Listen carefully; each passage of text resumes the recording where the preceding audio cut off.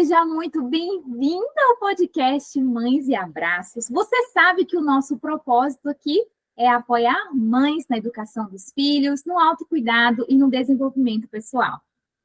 Olá, meu nome é Kaline Salim, eu sou psicóloga e como você, nós somos mães apaixonadas pela vida, pela essa experiência divina que é a maternidade e as possibilidades que ela traz. Seja muito bem-vinda ao podcast Mães e Abraços. E antes de apresentar para vocês a nossa convidada especial, eu queria falar sobre a nossa patrocinadora oficial, a Mamãe Elefante. A Mamãe Elefante é uma assinatura mensal de fotos. E aí, gente, você envia as suas fotos todo mês pelo aplicativo de WhatsApp e recebe pelo correio aí no conforto da sua casa. É uma experiência incrível e eu convido você a participar.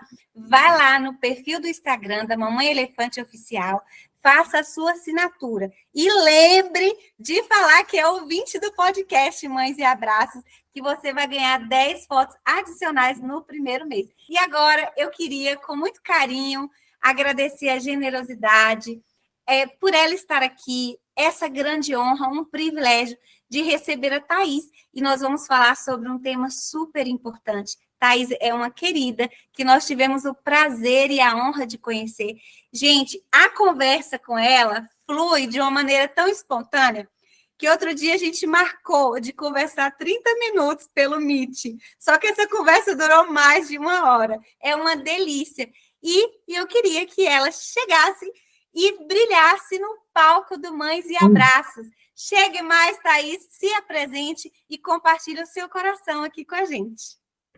Obrigada, meninas. Obrigada pelo carinho e pela oportunidade de dividir um pouco a minha história, um pouco do que eu tenho feito como trabalho. Eu trabalho com mães e bebês aqui em Campinas com as rodas de Shambhala, no pós-parto, com mães em atendimentos através da metodologia da Laura Gutman e orientação baseada um pouco na forma como eu eduquei meus 3 filhos que já são grandes, e também na minha formação em pedagogia Waldorf e experiência aqui como fundadora e professora na Escola Waldorf de Campinas. Hoje a gente vai falar de um tema super importante que a gente nunca abordou aqui no podcast, que é sobre os ritmos, os biorritmos, ritmos biológicos, né? O que é isso? Eu queria que você começasse explicando para a gente o significado, né, do que é ritmo, como que ele acontece, como que ele flui. Esse é um tema que eu sou muito apaixonada.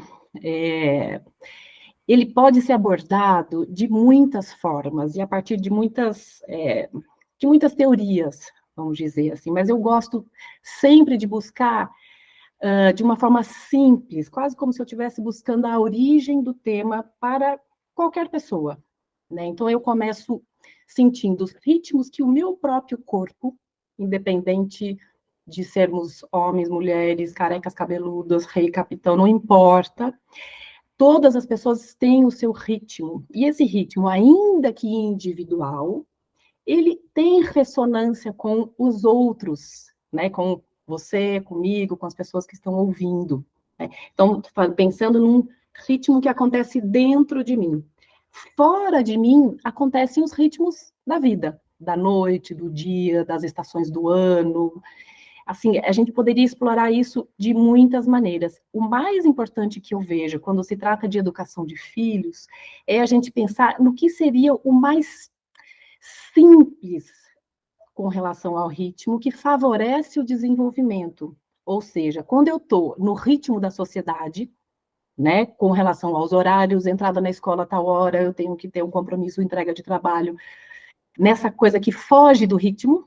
Então, quando eu penso em crianças, quanto menos em ressonância ao ritmo deste pititico, né, dessa criança, mais desarmonia eu vou ter na minha rotina. Ou seja, mais trabalho eu vou ter como mãe. Se eu respeito isso, ou pelo menos estou harmonizando, né, a palavra equilíbrio, ela é, para mim, quase utópica, porque é um ponto estático. A harmonia é um pouco isso que a Deise estava falando, né? Que ela rebola um pouco para conseguir conciliar agora, que ela está com a filhinha que acordou e, ao mesmo tempo, querer dar atenção aqui para o nosso encontro. A harmonia, então, ela nem vai deixar de dar atenção e nem vai deixar de estar aqui conosco.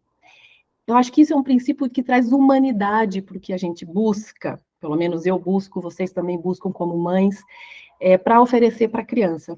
Maravilhoso.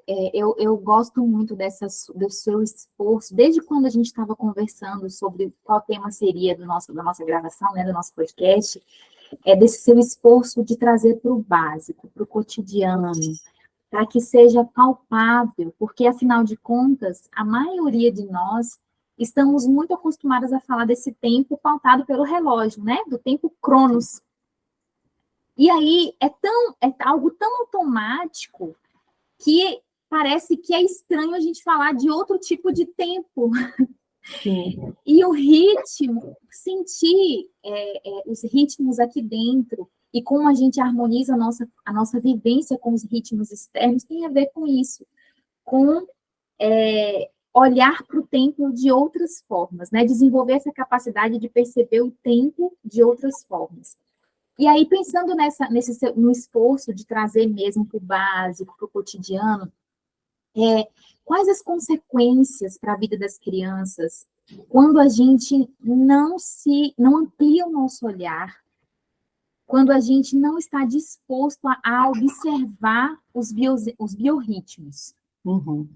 Então, quando a gente pensa em relógio, é até curioso, porque parece que ele manda em nós, né? Então, ok, temos um mundo e uma roda que gira junto com o relógio, que é o nosso trabalho, que é as nossas obrigações. Quem tem um segundo filho tem que levar para a escola e tem que dar conta do recado de ter comidinha, né, as higienes básicas, as coisas têm que funcionar dentro de uma ordem que não tem como negar que o relógio está ali.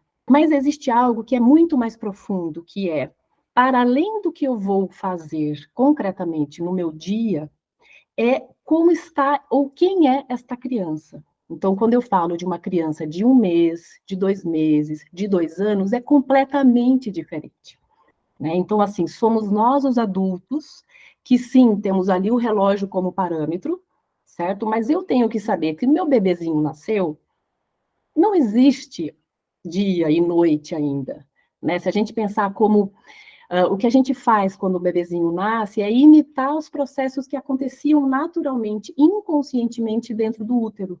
Então, eu estou pensando em coisas básicas de amamentação permanente. Não existe o tempo de espera no útero, ele está permanentemente sendo alimentado. O movimento, o que significa também que eu não estou estática, ele não está estático num berço, eu estou em movimento com o bebê.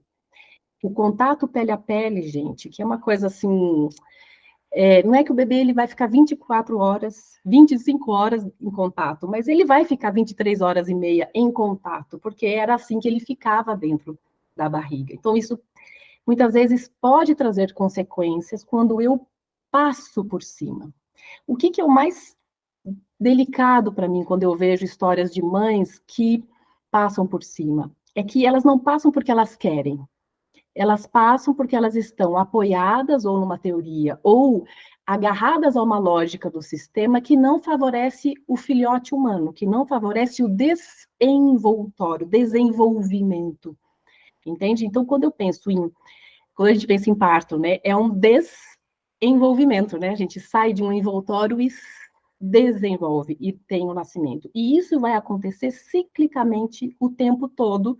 Então, imagina, o desenvolvimento de um jovem que vai para o mundo é diferente de um desenvolvimento de uma criança de 3 anos que precisa dizer não para sua mamãe e para o seu papai. Então, assim, se a gente respeita o momento em que cada criança está, e eu não preciso ir para a faculdade de paz sempre, tá? Eu preciso, sim, estar conectada com os meus processos biológicos. Isso não é uma fantasia, gente, isso é coisa muito concreta e real. Basicamente, a gente estava falando sobre respiração antes de começar, né? Eu saber aonde eu estou respirando, né? Se eu estou muito mental, acelerada no meu processo de preocupação, que são reais e concretas do dia a dia, da conta para pagar, da comida que tem que comprar para fazer na hora do jantar, de quem vai ajudar na hora que eu preciso tomar um banho, as coisas que ficam na nossa cabeça, mas se eu estou neste polo neurosensorial, eu não estou dentro do meu corpo. Logo, a criança ela vai ter que ficar gritando mais alto para conseguir chamar você para o lugar onde nós mães deveríamos estar, ou nós cuidadores, ou nós pais deveríamos estar. Eu só consigo estar presente para vocês duas e para todo mundo que está nos assistindo agora se eu estiver dentro. Óbvio que eu estou pensando. E é óbvio que eu estou me movimentando com as minhas emoções, né, tentando elaborar da melhor forma possível as palavras. Mas esse é um lugar de presença. Então, quando eu penso em tempo, a gente pode pensar, então eu tenho que ter um tempo para brincar com a criança. Não é disso que eu estou tentando dizer, que eu estou tentando contar para vocês, é sobre a presença. A presença inteira, entende? Não dá para a gente estar conectado com esse tempo de um mundo que quer me tirar desse lugar. O maior drama das mães na roda de Chantala, gente, é que elas vão voltar a trabalhar, entende? Acaba lá terceiro, quarto mês, elas já começam a ficar desesperadas por tudo que significa, né? Se vai continuar amamentando, se vai ter o tempo, né, que por lei é obrigatório, mas nem sempre a gente consegue, se o bebê vai estar dormindo, se vai começar a introdução alimentar mais cedo. Então, tudo isso vai me levando cada vez mais para esse mundo que eu estou chamando de polo mental, vai dar pré-ocupação, que é diferente quando a gente está planejando, organizando, que a gente está assim, executando de uma forma saudável, né, a parte boa do ser humano, que é pensar, né, é eu ficar presa nisso. Então, com certeza absoluta, o ritmo da respiração vai mudar, o ritmo fisiológico, metabólico de digestão vai mudar, entende? A postura do corpo diante das, né, porque a gente tem a tendência de ficar mais triste, mais angustiado, e aí isso tudo muda toda a minha concepção do estrutura corporal, ou seja, a vibração do corpo muda, isso também é tempo, né? Se eu tenho um corpo que está mais ansioso ou mais triste, eu mudo a temperatura do corpo. Então, lembra, se eu estou falando de um bebê de 3, 4 meses, 5, 6 meses, e mesmo os meus filhotinhos aqui de 19, 17, 17 anos, eu estou falando de regulação de temperatura, eu estou falando de uma harmonização do ritmo do coração que depende de nós. Os meus grandes dependem menos, obviamente, mas a sua pequenininha depende muito. Por isso que, assim, abaixar a frequência não é uma coisa de um outro mundo esotérico, ou só para os yogis, ou só para pessoas evoluídas. É um exercício que a gente tem que fazer diariamente para conseguir ter o mínimo de harmonia. Eu gosto de pensar assim, eu sempre falava para os meus filhos, a gente tem que conseguir estar o mais organizado possível, no sentido bom dessa palavra, né? Para que as coisas possam acontecer e a gente improvisar, para não ficar no sufoco do horário, né? Então, por exemplo, vocês pediram um exemplo, né? Eu lembrei de uma mãe que queria muito que as coisas dessem certo, então ela fazia de tudo, né? Para dormir cedo, no horário que as professoras Waldorf recomendam, né? Depois acordava cedo para fazer o café da manhã, não sei o que, não sei o que. Só que internamente ela estava acelerada. Então, assim, inevitavelmente, todos os santos dias, até ela conseguir, vamos dizer assim, parar de correr atrás de si mesma, vamos dizer assim, ela estava acelerando a criança. Então, o que acontece quando eu acelero uma criança, ou quando eu faço uma força? A criança ela vai fazer, sem perceber, a mesma força ao contrário. Então, era sempre, né, os filhos que vão falar, não, porque a geleia não está do meu gosto, não, mas esse pão não está quentinho, não, mas esse iogurte não é do sabor que eu queria, essa roupa não está legal, ou... entende? É quase que imediata, e parece até uma coisa de outro planeta, né? Porque a criança é como se ela captasse a nossa frequência e ela nos ajudasse, ainda que com o desconforto que como mães a gente sente, nos ajudasse a nos reorganizar. Esses processos onde uma criança ela está nos lembrando. Então essa mãe ela conseguiu aos poucos ir percebendo que não adianta ela acelerar, ela tem que fazer menos se o tempo dela é menor e se ela tem que atender às expectativas de um mundo de ganhar dinheiro, de ser profissional, esposa, sei lá, fazer faculdade, tudo que a gente gosta de inventar. Então, fazer menos. Então, não precisa ter tanta coisa. Mas, assim, investir na presença e no menos, para a gente criar menos conflito pela força. Entendem isso quando eu falo da dinâmica que rola, quase que invisível e, ao mesmo tempo, extremamente visível na relação com nossos filhos? Como sociedade, Thaís, nós estamos adoecidos, né? Porque vivemos um automático, muitas vezes cumprindo com expectativas e exigências que não fazem o maior sentido para nós. Mas que alguém colocou como regra. E aí a gente segue essa regra, né? Porque alguém disse que deveríamos seguir, sem questionar essa regra, nos atropelando e atropelando as crianças. E a gente não escuta a criança, porque a criança ela está conectada com as suas próprias necessidades e desejos. Nós adultos, na maioria das vezes, não. No dia a dia, a gente está conectado a todas as outras coisas, né? Menos a nós mesmos, menos ao nosso próprio sentir. A gente não se respeita e não respeita o tempo da criança. Não respeita os nossos biorritmos e nem o biorritmo da criança. E então eu trago aqui uma frase do livro Poder do Discurso Materno, da Laura Gutmann, que faz referência a isso.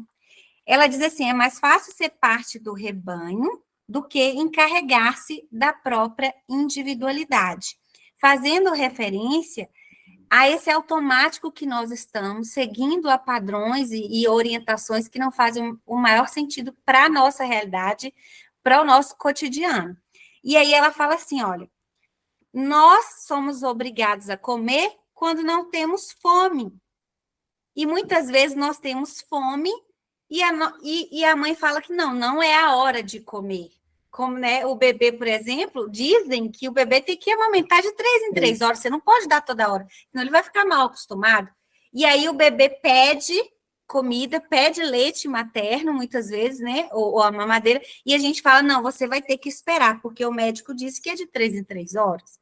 E você não escuta a criança gritando e chorando, eu estou com fome, mamãe, né, seja de alimento, ou seja, de contato corporal, e você não escuta, porque você está seguindo uma orientação médica que não faz, né, sentido para você. Então, ela fala também assim, ó, precisamos de profissionais para quem delegamos um suposto saber para lhes perguntar absolutamente tudo. Nós estamos distantes do nosso querer, do nosso desejo, da nossa intuição. É uma frase forte, porque é verdade, é muito mais fácil estarmos em rebanho, porque eu corro menos risco de errar. Mesmo que esse rebanho esteja dizendo, tomem Coca-Cola, levem seus filhos ao shopping center, não deem colo, não amamentem de livre demanda, porque eu me sinto mais segura. Então, assim, vocês já trouxeram aqui muitos profissionais falando sobre os traumas da nossa própria história. Então, assim, nada começou ali, né? E a gente também tem uma sociedade que não começou agora, né? A gente já tem muitas histórias, como você falou, assim, de desumanidades, né? Você usou outra palavra, mas é praticamente isso, porque a gente não favorece, eu não vou nem colocar a palavra mãe, mas assim, esse tempo maternidade, que pode estar incluído a paternidade também, não é uma sociedade que olha para isso com o valor que temos para isso.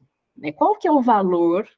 Não estou nem querendo dizer sobre dinheiro, mas podemos também falar sobre questões econômicas. Qual que é o valor que uma mãe, ou um pai, ou uma família tem por estar, vamos dizer assim, cuidando de um ser humaninho que será a nossa futura humanidade no amanhã? Entende? Então, assim, querendo ou não, o fato de eu não me sentir segura, e aí tem a ver comigo, com a minha própria história, e tem a ver com a ressonância de tudo isso que a gente vem vivendo no mundo da nossa cultura atual. Qual é a chance de eu conseguir falar assim, eu não preciso de um médico para dizer que o meu bebê tem que mamar de tantas em tantas horas. Ou você mesmo ir procurar para os profissionais, ou procurar fora de mim, vamos dizer assim, a resposta. Então, esse tema resposta é um tema complexo também, né? Porque as mães também que me procuram, elas querem resposta. E aí elas caem na minha, vamos dizer assim, eu vou buscando as respostas. Por isso que eu não tenho exatamente uma única resposta, porque uma mãe que é mãe solteira é diferente. Uma mãe que não conseguiu amamentar e que está sofrendo com isso é outra história. Eu fiquei pensando na minha própria jornada, quando chegou o momento de escolher uma profissão, de escolher sobre o que eu queria fazer, como foi difícil para mim escolher, porque eu gostava de muitas coisas e eu estava distanciada de mim, por isso que foi difícil. E eu fiquei pensando no privilégio, Thaís e Kaline, e vocês que nos ouvem, de uma criança que cresce tendo a oportunidade de se ouvir e sendo validada nesse processo. Porque tem isso, a gente valida, a gente ensina vivenciando e também validando a voz dessa criança, as necessidades dessa criança, se importando, né, em ouvir, em dar espaço.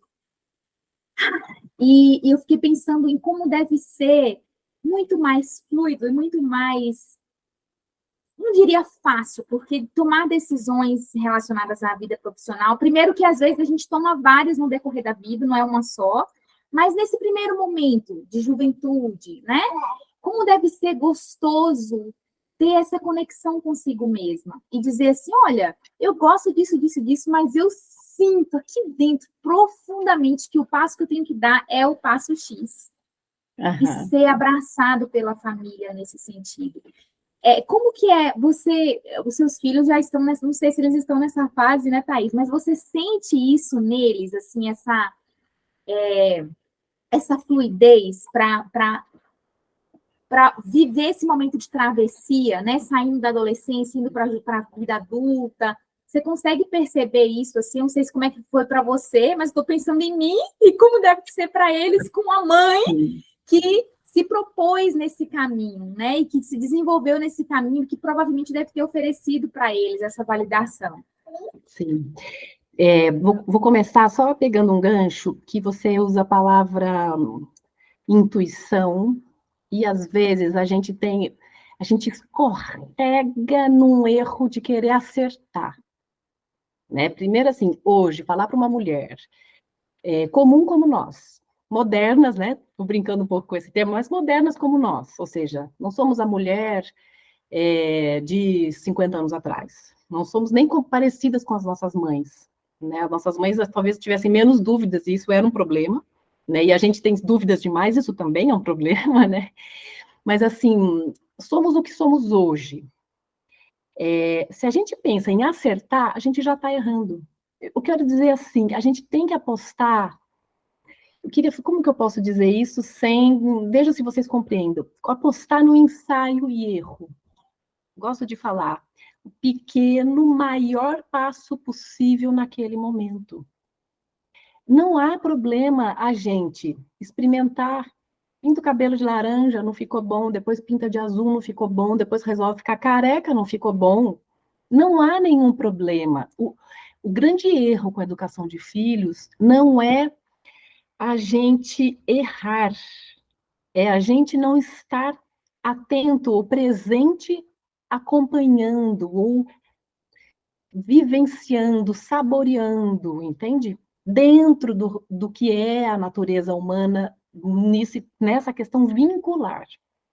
Por que eu estou insistindo nisso? Porque a palavra intuição ficou hoje uma palavra quase retórica, né?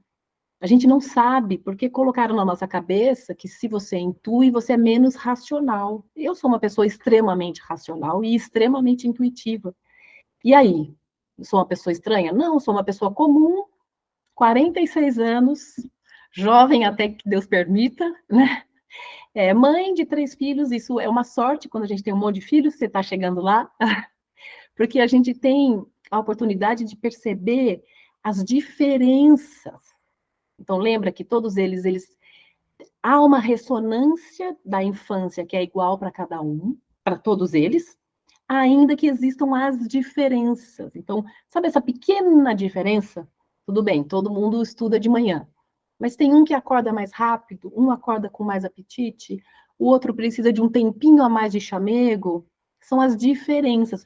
Mas todo mundo, vamos colocar como idealmente, de manhã, quando o sol levanta, naturalmente, vou dizer isso, eu sei que tem crianças e adultos que precisam dormir até as 10, mas vamos dizer assim, dentro de um arquétipo da saúde, vamos dizer assim, o sol levanta, nossos hormônios, a luz já nos acorda, entende? Então, assim, e à noite a mesma coisa, é que a gente vai bagunçando isso no sistema, porque à noite a luz está ligada, o celular está ligado, a gente continua, a gente chegou do trabalho, né? Quando tem papai em casa, às vezes tem barulho novo que. Então, assim, a gente está agitado com o computador, preparando uma reunião. Então, assim, tá bagunçado, mas eu quero dizer assim, existe algo que é igual para todo mundo, ainda que tenhamos as diferenças, né? Então, assim, vou repetir, assim, o pior, a pior coisa não é a gente errar. Errar é uma coisa ótima, porque assim, como que eu, estando onde eu estou, vou conseguir acertar com cada filho que eu tenho, ou com cada mãe que eu atendo? Eu preciso conseguir experimentar, e eu falo isso muitas vezes para as mães, vamos experimentar uma semana, você observar isso, observar isso, observar isso. Começa a observar como você acorda, e depois observa como seu filho acorda. E depois tenta juntar isso dentro dessa palavra que eu adoro, que é de harmonia, né? Dentro de uma harmonia, considerando essa loucura que a gente vive. Né? A gente não vai eliminar isso. A gente não quer ser uma mulher do século passado, certo? Mas a gente tem que entender que, independente de sermos modernas ou não, a gente continua parindo como os macacos, como qualquer outro mamífero. Né? O ser humano, ele é cultural, mas a vivência vamos dizer assim, disso que eu chamo de primitiva, biológica, ela é igual a qualquer ser vivo. Então, óbvio que se eu quiser pôr a cultura acima do biológico, ou disso que eu estou chamando de positivamente do primitivo, vai dar ruim, entendeu? Eu vou ficar com depressão pós-parto, eu vou querer jogar o marido quando ele está presente pela janela, eu vou querer enforcar a sogra, com sorte enforcar a mãe também, eu vou me penar com as questões de amamentação, que poderiam ser fluidas, vou sofrer, porque as pessoas me procuram para resolver o problema do bebê que não dorme de noite. Mas o bebê dorme, está dormindo quantas horas? Está dormindo certinho, né? Bem-vindo ao mundo real, né? Agora a gente se vira nos trincos. Bebê, eu estou falando aqui de recém-nascido, de um mês. A expectativa que se tem da cultura, ela está desalinhada, a gente está falando de biorritmo, com o que é a realidade, né? A expectativa real ali, bebê acabou de nascer, não tem muito milagre. O peito, e não que ele precisa doer, mas é uma novidade, é um desconforto. E a gente precisa de um tempinho para conseguir se ajustar. De novo, se eu começo a entrar, e aí acho que essa é uma birra que eu tenho com o Dr. Google, né? Se a gente começa a entrar e ver todos os problemas e não sei o quê, não sei o quê, não sei o quê, na internet, infelizmente, as páginas que vão abrir para nós nem sempre vão ser as que nos ajudam. Vão ser aquelas que vão me prender na neura, na preocupação. Então, a coisa que está ruim fica pior. Né? Então, assim, te responder uma parte da pergunta e indo para outros lugares. Com relação aos meus filhos, o que eu sinto, Deise, que a gente tem um espaço, né? Eles já são jovenzinhosão, né? O meu mais velho, Tasso, com 19, já prestando vestibular, né? Decidindo o que eu vou ser quando crescer, será que eu vou ser, será que eu não vou, e como é que eu me encaixo dentro desse mundo que ele já percebeu que existe uma coisa que é mais rápida do que ele gostaria que fosse, né? Assim, é muito cedo para um jovem já falar, não, eu quero ser tal coisa, ou eles praticamente não sabem ainda, mesmo, uma faculdade de direito, de ciência da computação, o que é isso? Né? É um lugar que você, então, tem um emprego garantido, você estuda muitas possibilidades e complexidades que ainda é novo para o jovem. Então, eu sinto que o que a gente tem, que meio que foi acontecendo, é esse espaço onde eu aprendi a respeitar o que não é meu, mas é deles, e eles aprenderam que eles podem falar o que for, o que for. Não quer dizer que eu não vou me estressar, me preocupar, me chatear, chorar, nananana, como qualquer mãe comum e normal, né? Porque isso faz parte também da angústia materna, né? De óbvio que a gente quer que nosso filho seja feliz, encontre um trabalho em que ele consiga, além de ganhar dinheiro e sobreviver nesse mundo ainda, ter sucesso, ter não sei o quê, né? Ter facilidades, vamos dizer assim. A gente quer tudo, né? Óbvio, as mães querem isso, né? Mas como que a gente apoia, que aí sim eu chamaria de uma travessia, para ele se colocar no mundo como eu sou, como o que eu posso oferecer para o mundo, que começa a mudar, né? Primeira infância, eu recebo tudo. Por isso que a gente tem que ser tão. Eu iria usar a palavra responsável, mas ela é muito pesada. Por isso que a gente tem que ser tão amoroso com uma criança nessa primeira infância. Tudo primeiríssima infância, primeira infância, 7 anos, né? Segunda infância, até os 14. Quanto mais eles recebem, receber não é dar e nem mimar. Que eles recebem de presença, se eu puder usar uma única palavra para resumir o que eu estou tentando dizer, é uma época em que eu estou aberto para receber. E na vida adulta, somente se trata do que eu vou oferecer. Então, assim, é óbvio que, de novo, a gente está dentro de uma cultura muito dura, né? Porque a gente fica também idealizando, mas se você encontrar, né? É a nova fala de hoje, né? Se você encontrar uma coisa que você está conectado, que é o que você tem que oferecer para o mundo, você com certeza vai conseguir um emprego e vai conseguir sobreviver. Talvez sim, mas talvez não também, porque né? Então, assim, ser ouvido, vamos dizer assim, e procurar ajudas, né? Então, por exemplo, eu tenho uma filha que é muito sensível, e eu tenho um lado prático, que é muito difícil, às vezes, a gente conseguir. E aí eu falo assim, eu falo para ela, Tatá, como que eu posso aprender a te entender melhor? Né? Então, a gente fica nesse espaço onde, às vezes, eu acerto e, às vezes, eu não acerto. Mas, lembra, o meu erro não é não acertar. Entende? O meu erro que eu não faço, né? É eu me distanciar, colocando ela numa situação onde ela é a estranha, ou ela é a que não se encaixa. Então, o desafio é me ensina um pouco como você vive para eu poder sentir como você sente e talvez te dar alguma ideia do que você pode fazer. Ou vamos combinar de conversar com a professora de piano ou de artes para ver como que você, será que ela consegue sentir um pouco mais e me ajudar a compreender as suas necessidades? Você entende que eu não posso achar que eu tenho que saber todas as respostas.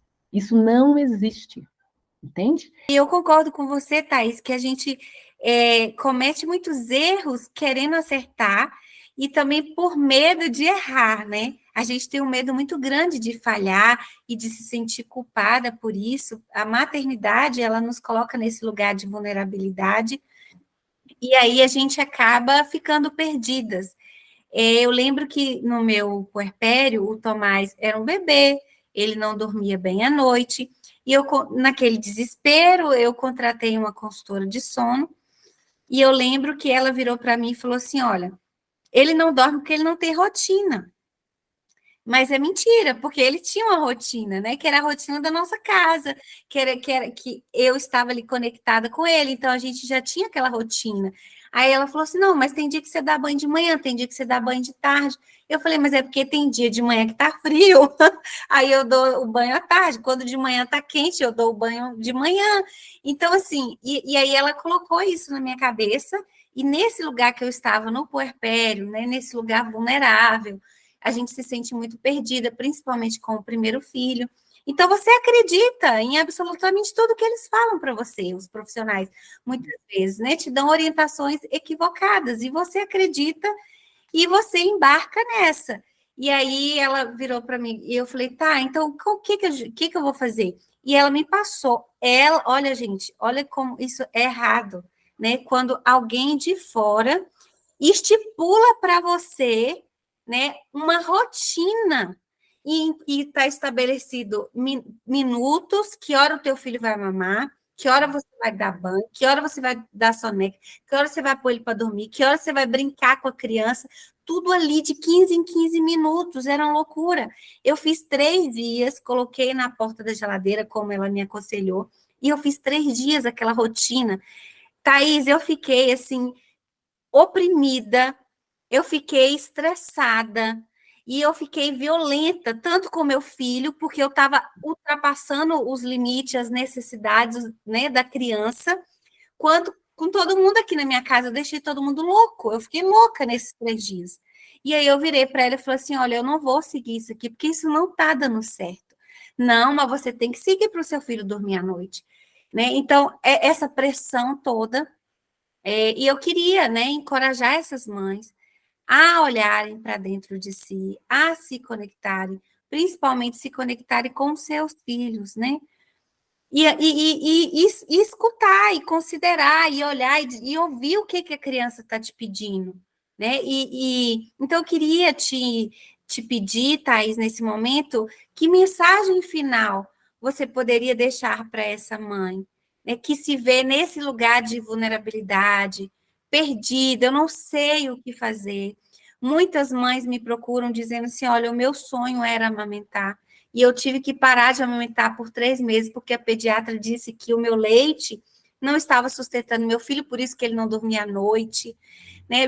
Várias vezes eu lembro que a pediatra, meu marido levou meu filho com 7 meses na pediatra, e a pediatra falou: olha, tem que tirar o peito, porque ele não está comendo, e ele gordinho ganhando peso.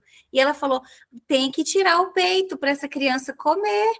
E aí eu cheguei em casa, ele falou isso comigo, e ele falou assim: é culpa sua. O menino não está comendo por culpa sua, porque você está dando peito toda hora. Ela disse que não pode dar peito toda hora. E eu virei para ele e falei assim: amor, mas ele pede peito toda hora. Ele tem necessidade do peito, dessa conexão. O peito não é só alimento, peito é nutrição emocional. Então, eu queria que você deixasse, Thaís, uma mensagem final para essas mães que estão nessa situação e que querem, de alguma forma, seguir esse caminho, sabe? Que é o caminho da paz interior, que é o caminho do respeito a si mesmo e o respeito aos filhos. Sim. Uma mensagem.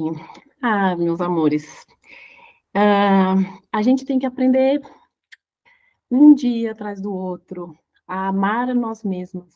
A gente tem uma coisa, não existe o filho e nós, é uma coisa só.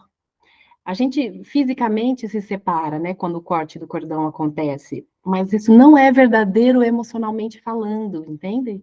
Então, se eu pudesse deixar um recado bem especial, primeiro, essa coisa do amor, a gente sabe ter gostoso, assim, tomar banho, realmente tocar o corpo com carinho que a gente merece, se alimentar mastigando, respirando, acordar de manhã, por mais que a gente esteja de mau humor, não querendo acordar para trabalhar, sabe essa gratidão pela vida, essa gratidão pelo sol que brilha, o sol nunca nos abandona, no máximo ele fica escondidinho, mas ele sempre acorda para nós, né? Para que a gente possa ser o sol dos nossos filhos. Acho que essa seria uma mensagem que eu gostaria de deixar.